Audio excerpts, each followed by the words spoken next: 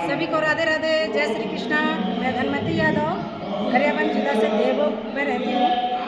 मैं प्रदेश सर्व यादव समाज के प्रदेश अध्यक्ष हूँ।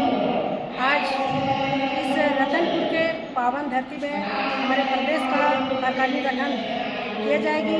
इसी में सभी जिले की पदाधिकारी हम इसी की नियुक्ति करेंगे और जो जिले के अध्यक्ष का भी नियुक्ति किया जाएगी।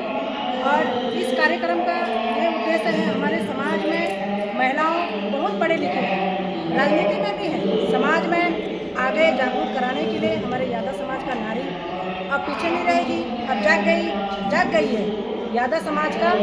अब झंडा फहराने के लिए नारी शक्ति आगे बढ़ रही है। इसी समझता हमारे प्रदेश के नारी अब सब में पड़ेगी भारी। इसलिए हम लोग यादव समाज को नारी को जगाएंगे और हमारे यादव समाज की झंडा फहराएंगे।